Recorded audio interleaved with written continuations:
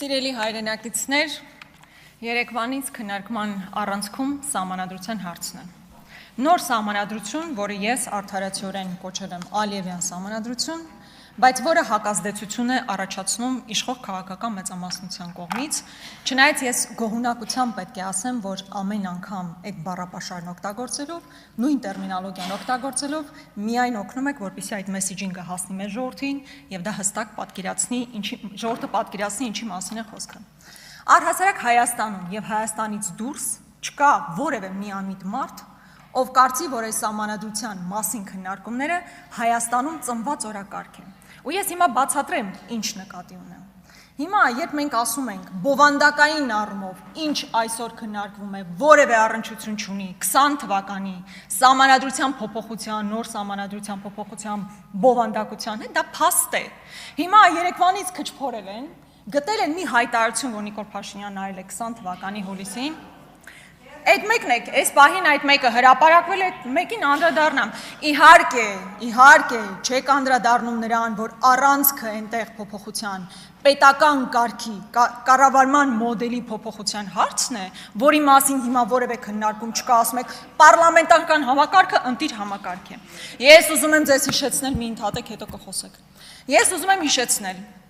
որ այդ հայտարարությունից առաջ մոտ ժամանակահատվածում դուք եւ Նիկոլ Փաշինյանը գնում էիք սահմանադրության փոփոխության այս ձևաչափով։ Սահմանադրության փոփոխությունը փորձում էիք մարդկանց համոզել հպարտ քաղաքացու անձնագրով, որը ամենևին այս քարտեզը չի։ Հետևաբար գալ, այստեղ ասել, նույնիսկ 20 թվականին սահմանադրության փոփոխության բովանդակությունը նույնն է այսօրվա բովանդակությամբ, իհարկե նույնը չի։ Ավելին, մեկ ամիս հետո Նիկոլ Փաշինյանը անկախության հռչակագրի ընդունման 30-ամյակի կապակցությամբ ուղերձ է հղում, սիրելի հայրենակիցներ, որտեղ ասում է. Հայաստանի Հանրապետության հպարտ քաղաքացիներ,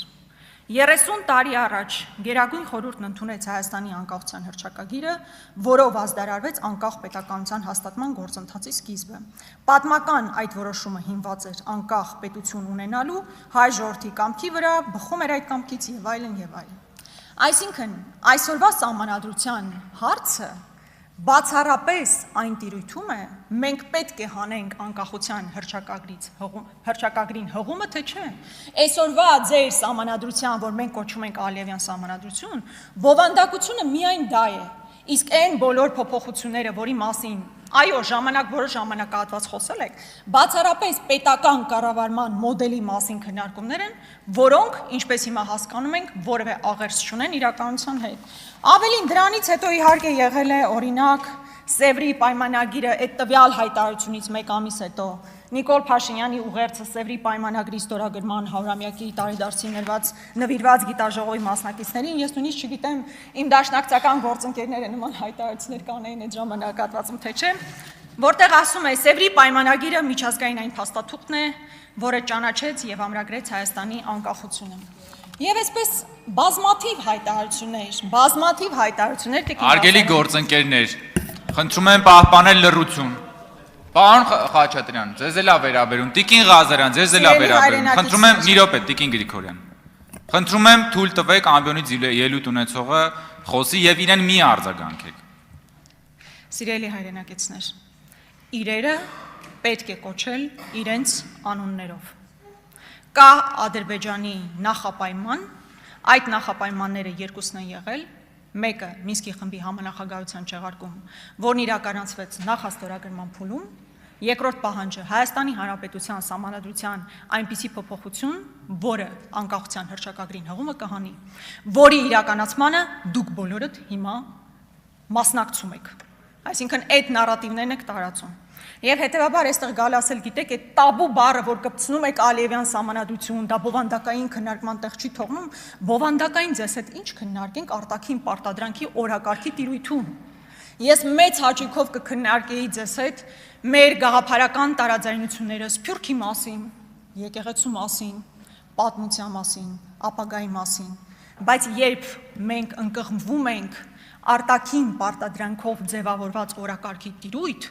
անխուսափելիորեն մասնակից ենք դառնում այդ օրակարգին, որը մեզ համար անթույլատրելի է։ Ես ուզում եմ այս համատեքստում մեկ այլ հարցի անդրադառնալ։ Արդյոք այս պարլամենտը լիազորված է քննարկել այս բովանդակությամբ սահմանադրության հարցը։ Ես համոզված եմ, որ ոչ։ Այո, առհասարակ սահմանադրության փոփոխություն, նոր սահմանադրություն հնարավոր է քննարկել, բայց այս բովանդակությամբ, որի մասին ես նոր խոսեցի, արդյոք սա լիազորված ենք մենք բոլորս քննարկելու այս հարցը։ Ես խորապես համոզված եմ, որ ոչ, որովհետև մենք ընտրություններին գնացել ենք ժողովրդի մոտ եւ ասել ենք, մենք գնացել ենք ժողովուրդ, մեզ ձայն տվեք, ոչ միայն Նիկոլ Փաշինյանին հեռացնելու համար, այլ Հայաստանի Հանրապետությունը բովանդակությամբ հայկական պահելու եւ թույլ չտալու, որպեսզի իր բովանդակությամբ դառնա Արևմտյան Ադրբեջան, որի առաջին քայլը սահմանադրության փոփոխությունն է։ Մեր ժողովուրդը մեզ այդ ձայնը չի տվել, ավելին, բոլոր ընտրախախտումներով հանդերձ այս պարլամենտում չունեք դուք մեծամասնություն, այսինքն դուք եք գնացել ժողովրդի մոտ, ասել եք մեզ ձայն տվեք, սա անելու, այդ դրանցից մեկը սահմանադրության փոփոխությունն էր, եւ ժողովուրդը ձեզ ձայն չի տվել։ Այս պարլամենտը սահմանադրական մեծամասնության մասին է խոսքը։ Բա այս պարլամենտը կարող է հաստատել սահմանադրության նոր տեքստը եւ դնել հանրաքվեի, եթե կա 2/3 մեծամասնություն։ Դուք չունեք այդ մեծամասնությունը։ Եվ մեզ էլ որևէ մեկը չի լիազորել, որպեսզի մենք այդ փոփոխությունը իրականացնենք։ Հետևաբար սա նոր սահմանադրության հարցը ոչ թե հետընտրական ձևավորված օրակարգ է, այլ նախընտրական օրակարգ է, որի պատասխանը ժողովուրդը տվել է, այսինքն չի ուզեցել նման փոփոխություն։ Ավելին, Նիկոլ Փաշինյանը իմիջիայլոց փորձել է մեզ բոլորիս ազատել այս process-ից։ Եվ Հայաստանի եւ Ադրբեջանի միջև սահմանազատման կանոնակարգի մասին, չգիտեմ, հորդորել է, խնդրել է, պահանջել է, SMS է գրել, էական չի բառը։ Սահմանադրական դատարանը որոշում է կայացրել, որ անկախության հռչակագրին հղումը կամ քանի այդ բառերը նախադասությունները ուղիղ արտացոլված չեն սահմանադրության մեջ, նշանակում է իրենք սահմանադրության մաս չեն։ Նմանատիպ մի ձևակերպում, այսինքն ինքն էլ է հասկացել, որ ադրբեջանական պահանջը հնարավոր կլինի այսպես զսպել, չի ստացվել։ Եվ եթե կուզեք, ընտրության այս համամասնությունը իր բոլոր խնդրահարույց կետերով հանդերձ փրկողակ է ձեզ։ Փրկողակ է Նիկոլ Փաշինյանին հերթական ստորացուցիչ զիջմանը չգնալու համար, որովհետև դրանից հետո նոր պահանջներ են գալու, նոր զիջումներ են գալու, եւ ժողովրդի ընտրությունը դուք պետք է ընկալեք որպես փրկողակ ադրբեջանական հերթական պահանջից խուսափելու համար։ Ադրբեջանը ձեզ պարտադրում է, եւ դուք դա նոր չի, որ հասկանում եք, որ պարտադրում է։ Այս քարտեզի մասին խոսեց, ես արդեն ասացի, թե հպարտ քաղաքացու անձնագիր ինչպիսի տեսք ուներ, այս քարտեզի դեմ որևէ մեկը կռիվ չի տալիս։ Պարզապես այս քարտեզը ձեր օրոք մկրատվել է։ Հայաստանի Հանրապետության տարածքով գնալիս կարող ես տեսնել, թե ինչպես են ադրբեջանցիները տարբեր գագաթներ գրավել եւ այնտեղից չեն պատրաստվում դուրս գալ։ Սա ձեր օրոք է եղել։ Եվ այս քարտեզը, որ մեր հպարտությունն է, ձեր օրոք մկրատված է։ Եվ դուք դեռ գալիս հարցնում եք, ընդունում եք այս քարտեզը, ինչպես եք վերաբերում այս քարտեզին։ Ձեր օրոք մկրատված քարտեզ է դարձել Հայաստանի Հանրապետության քարտեզը։ Ես իհարկե շատ ուզում եի խոսեի նաև դատաիրավական համակարգում տիրողից, բայց ինչ ասես մի համակարգի մասին,